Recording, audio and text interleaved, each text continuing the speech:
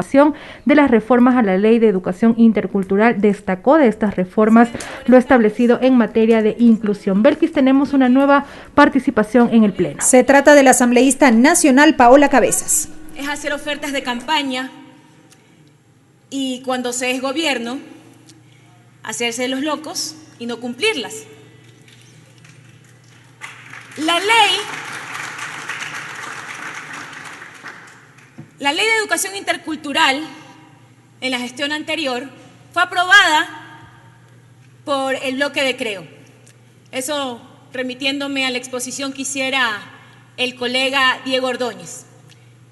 Qué fácil es hacer ofertas cuando se está en campaña, pero qué difícil es cumplir cuando se es gobierno. Creo que eso es lo que en esta asamblea se debe fiscalizar, que se cumplan las ofertas que se le hizo al pueblo ecuatoriano y que se le cumplan las ofertas que se le hicieron a los maestros. Pero hay que hablar del contexto, hay que hablar del problema. ¿Cuándo llegamos a esta situación que hoy tiene en total precarización a la educación, a la salud, a los ecuatorianos en sí?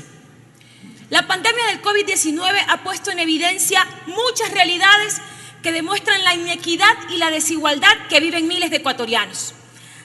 La desatención y la ausencia del Estado está en todos los rincones del país. La pésima administración anterior, lejos de solucionar las carencias, las agravó, hizo más grandes los problemas porque consideraron que había que optimizar los recursos, reducir el Estado obeso. Hoy escuchaba con mucho asombro al colega Hachero decirnos que la Asamblea, que en su ámbito administrativo la presidenta lo podría hacer, pero él trae aquí a la Asamblea la discusión para que se donen computadoras usadas a los niños de la Amazonía. Ningún niño, ni de la Amazonía, ni del Ecuador, merece que se precarice su condición. Hay que demandarle al Estado que cumpla, no solamente con los niños y niñas del país, que cumpla con los maestros, que cumpla con lo que dice la ley. Pero a eso hemos llegado, a discutir este tipo de cosas y olvidarnos de lo urgente. Pero optimizaron los recursos. ¿Pero qué fue lo que ellos prefirieron priorizar? Los acuerdos con el Fondo Monetario Internacional para instaurar una realidad de exclusión hacia las grandes mayorías y privilegiaron a los grupos de poder que sostuvieron y apoyaron a su gobierno, que hasta el último día lo sostuvieron y ahora pretenden desmarcarse. Pongamos las cosas en su lugar y en contexto. Nuestro respaldo, y lo digo como hija de maestra, porque yo no lo hablo desde una posición de legisladora, lo hablo como hija de maestra. Conozco las condiciones que han vivido nuestros maestros históricamente. Entonces, esto no se trata de hacer un enunciado, se trata de cumplir. Y sí, la bancada de la Revolución Ciudadana, la bancada de UNES, respalda a los maestros y a los docentes del país de manera tangible y clara. ¿Y cómo se los ha respaldado? Porque justamente en el gobierno de la Revolución Ciudadana se revisaron y se dignificaron sus remuneraciones. Por primera vez nuestros maestros tuvieron una universidad para su profesionalización. Fue en nuestro gobierno que la política de Estado estuvo en la línea de universalización de la educación inicial y de la educación general básica, de primero a 10º año. Se incrementó la población estudiantil del bachillerato. Hechos, no retórica. Hechos, no retórica. Se dio pasos enormes para la erradicación del analfabetismo en la población adulta. Hubo mejor infraestructura y el equipamiento de las instituciones educativas. Y principalmente se dignificó la profesión del docente a través de la garantía de condiciones de trabajo y calidad de vida. Un sinnúmero de logros que a nadie se les debe olvidar y de los cuales, sobre todo los maestros, los docentes de este país, lo reconocen. Hechos, no palabras. Soy hija de la educación pública. Me parió la educación pública. Por eso nuestra defensa irrestricta a lo público, a la educación, a la salud, a los recursos necesarios que requiere el Estado para ello. Siempre hemos apoyado todo aquello que vaya en beneficio de la educación. Y por eso estaremos vigilantes para que este gobierno otorgue los recursos necesarios para fortalecer el sistema educativo, que cumpla con sus ofrecimientos de campaña para que nuestros niños y jóvenes tengan acceso a nuevas tecnologías de la información y que se reconozca el acceso al Internet como un derecho fundamental, no regalando tablets usadas, no. Haciendo esto, política de Estado, desde la inversión que debe hacer el gobierno. Estaremos vigilantes,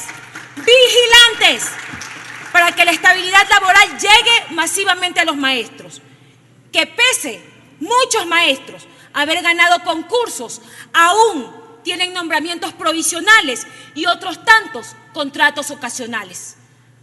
A mí en lo personal, y con esto va dirigido a la proponente de la resolución, a mí en lo personal me llama poderosamente la atención que hoy a través de esta resolución se quiera vender una idea de que sería el medio adecuado para solucionar las injusticias de las cuales son víctimas los maestros del país, empujándonos a votar por una resolución que además desconoce las funciones de la Corte Constitucional, máximo intérprete de la Constitución, y que en la actualidad se encuentra revisando la pertinencia de esta ley. Que no quede duda, nuestro apoyo a los maestros, nuestro apoyo, pero sin interferencia de lo que se debe hacer dentro de la Corte Constitucional. Que quede claro, a quien le corresponde ejercer la representación judicial de la Asamblea Nacional es a la presidenta.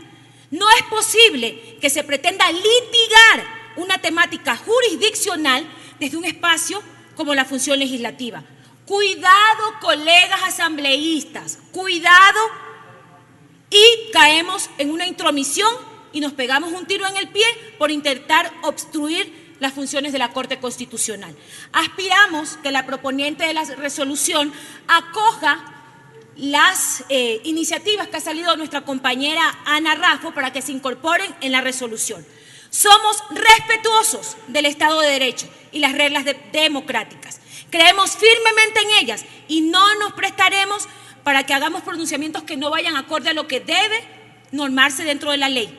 Cuidado, compañeros, y hagamos un ridículo a nivel del país si no nos damos cuenta cuáles son nuestras competencias como pleno de la Asamblea Nacional. Dejemos que la Corte haga su trabajo, que la coordinación jurídica e institucional cumpla sus funciones y que represente al legislativo en las instancias que correspondan. Aquí nosotros, compañeros, dediquémonos a debatir lo urgente, a legislar para lo importante. Por favor, si hay una de las cosas que hice y lo reproché de la asamblea anterior, es que nos pasamos de resolución en resolución. Compañeros, nosotros como legisladores nos corresponde legislar para solucionar los grandes problemas nacionales, fiscalizar a las autoridades públicas. ¿Cuándo llegará el juicio a Celi? Y olvidar la obligación de trabajar por las grandes mayorías. Eso es lo que nos corresponde como legisladores. Si se incorporan algunos de los aportes que hemos hecho a la resolución, nuestra bancada la apoyará. Muchísimas gracias, señora presidenta, compañeros legisladores. La intervención de la asambleísta nacional Paola Cabezas es la